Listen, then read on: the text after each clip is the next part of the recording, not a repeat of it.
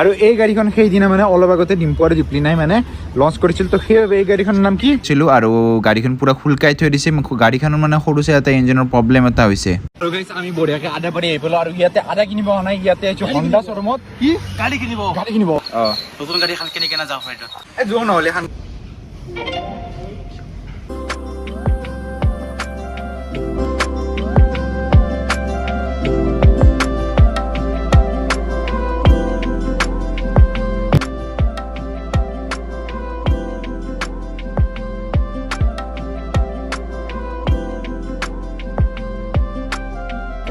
তো নমস্কাৰ বন্ধুসকল, কি খবৰ? কেনে আছে? স্বাগতম জনাইছোঁ মোৰ ইউটিউব চেনেল। মই আৰু জিন্তু বিজালে আমি ক'ত যাম বুলি ভাবিছিলোঁ। এতিয়া বৰ্তমান আমি যাম বুলিছোঁ তেজপুৰ। মানে তাতে কিয় যাব মন জানে নে? উষা আৰু অনিৰুদ্ধ এটা গ্ৰেট লাভ ষ্টৰী সকলোৱে শুনি আছে। তো মানে ইমান ওচৰৰ জেগাত আমি চাব পৰা নাই, সেইকাৰণে তাতে যাম বুলি ভাবিছোঁ তেজপুৰত। মানে ভাবিছোঁ আমি তেজপুৰ ৰাইড এটা কৰিম বুলি। ৰাতিপুৱা যেতিয়া মই গাড়ীখন ওলালোঁ, গাড়ীখন ষ্টাৰ্ট নুঠা হ'ল আৰু গেৰেজত ফোন মাৰি দিলোঁ। গেৰেজৰ মানুহ এইফালে গাড়ীখন লৈ গ'ল। তো এতিয়া যাওঁ গেৰেজলৈকে। আজি গাড়ীখন ভাল হয় নে কালি ভাল হয় চাওঁ। তো গেৰেজ আহি পালোঁ। মানে আজি ৰাতিপুৱা মই গাড়ীখন দি খেদিছিলোঁ আৰু গাড়ীখন পূৰা খুলকাই থৈ দিছে। গাড়ীখনৰ মানে সৰুছে এটা ইঞ্জিনৰ প্ৰব্লেম এটা হৈছে। আৰু সেই বস্তুটো মানে এটা বস্তু আছিলে, সেই বস্তুটো বেয়া হৈ গৈছে। যিটো বস্তু আমাৰ এই এলেকাত নাপায়, গুৱাহাটী যাব লাগিব। গুৱাহাটীতো বুলি অৰ্ডাৰ দিছে, আনহাতে 2 দিন নে 3 দিন লাগিব। তো কি কৰিবি তই? মোৰ ৰাইডত নিম বুলি কৈ ঠগি আছা। এটা কাম কৰোঁ দে, কি যদি পাৰা নতুন গাড়ী এখন কিনি কেনে যাওঁ ফ্লাইটত।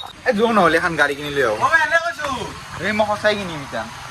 জোচ বাঢ়ি গেল। তো ৰাইডত যাম বুলি কৈছে, যিহেতু ৰাইডত যামেই। আৰু বৰ্তমান গেৰেজৰ পৰা ডাইৰেক্ট আহি পালোঁ জালুকবাৰী। আৰু বিশ্বাসে হোৱা নাই মই যে গাড়ী ল'ম। এনে লৈ আহিছে গাড়ী চাই থাকক না।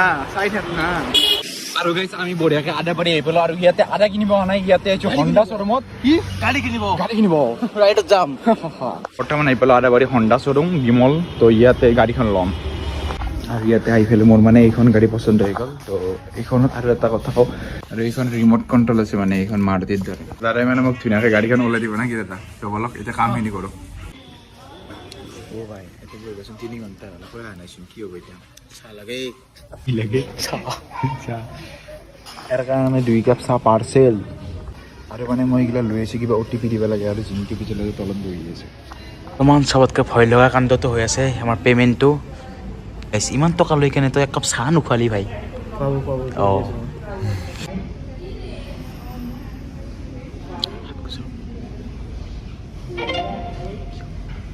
এনজয় কৰ। বৰ্তমান আমি দুটা আহিছোঁ, সেইবাবে 2টা হেলমেট দি দিছে একদম ফ্ৰী। তোক সেই বুলি পিন্ধি যাবা দিম।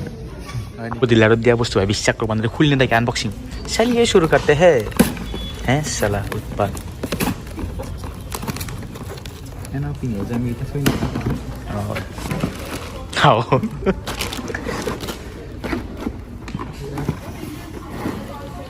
এই কি বিজালে ই।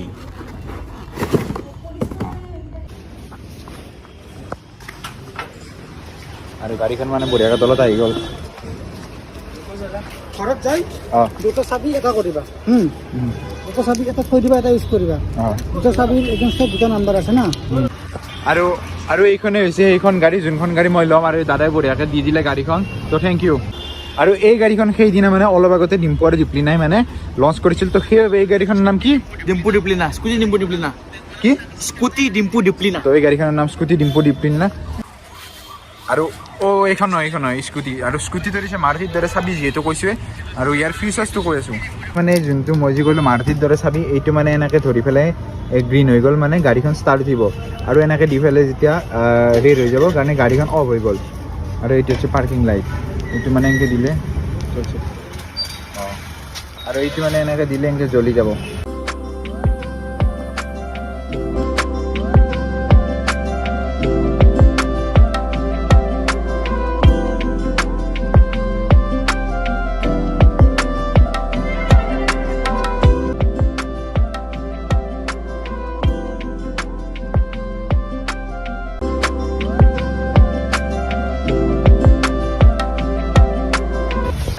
এতিয়া বাৰু গাড়ীখনক খোৱালি, এতিয়া মোক কি খোৱাবি তই?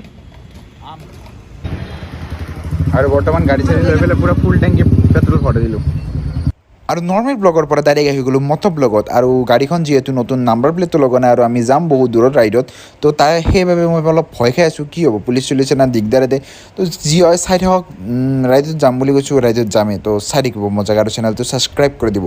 আৰু পাৰ হৈ গ'লোঁ শৰাইঘাট ব্ৰিজ আৰু চাব পাৰে 4.4 কিলোমিটাৰ মাত্ৰ গাড়ী 4.5 কিলোমিটাৰ মাত্ৰ গাড়ী চলাইছোঁ আৰু জালুকবাৰীৰ পৰা আমাৰ ঘৰ 17 কিলোমিটাৰ অনলি তো যাই থাকক আৰু এটা গান শুনক কিমান আৰু মোৰ কথা শুনি থাকিব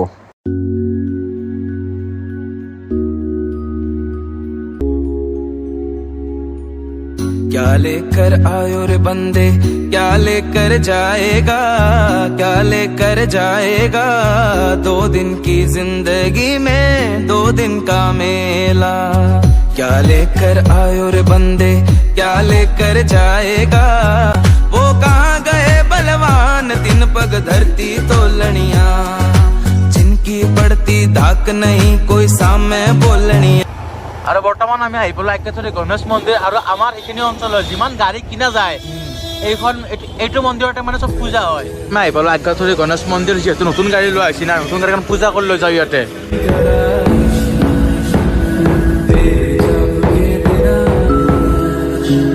चले ये सांस किस तरह मेरा कर्म तू ही जाने क्या बुरा है क्या भला तेरे रास्ते पे मैं तो आंख मूंद के चला तेरे नाम की जोत ने सारा लिया था मसमेरा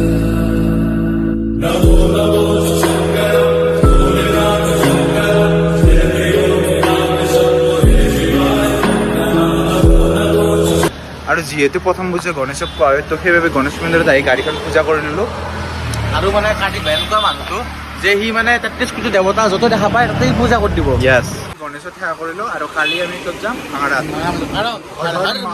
আৰু গাড়ীত পেলাই বৰ্তমান লখিমীত আহিলোঁ আৰু আজি তোক লখিমী উদাং কৰি খুৱাম লখিমী উদাং হৈ যাব তোক এনেকৈ খুৱাম আজি কেৱল তই পেটত কেৱল তই খাব পাৰিলি হ'ল আৰু এক মই লখিমী পুৰা উদাং কৰি খুৱাম বুলি কল লাগিলে লখিমীয়ে উদাং হৈ গ'ল ভাতে নাই বোলে নাই নাপালোঁ কি হ'ল পৃথিৱীত হোটেল নাই জিলিকিত খাম জিলিকি উদাং কৰিবি বাৰ যদি জিলিকিটো নাই বুলি কয় না তেতিয়া গম পাম আৰু আমাক জালবা হে আমাৰ যিহেতু এখন গাড়ী ট্ৰেণ্ডিঙত আছে না তো বহুতে গাড়ী কিনিব পাৰে তো সেইবাবে এইটো ফিচাৰ দি থৈ দিছে চাবৰে আৰু এইফালে আমাৰ ধুনীয়াকৈ একদম অসমীয়া খাদ্য আহি গ'ল এইফালে পায়স আলু খানা আলু ভাজা ভাত আৰু এইফালে চিকেন অৰ্ডাৰ দিছোঁ আৰু এইফালে কিবা কিবি দে খাই দি তই খাবাই আছোঁ জিলিকি উদাং কৰি দিছোঁ খাই ভাত আনবা দিয়া ৰুল Yeah.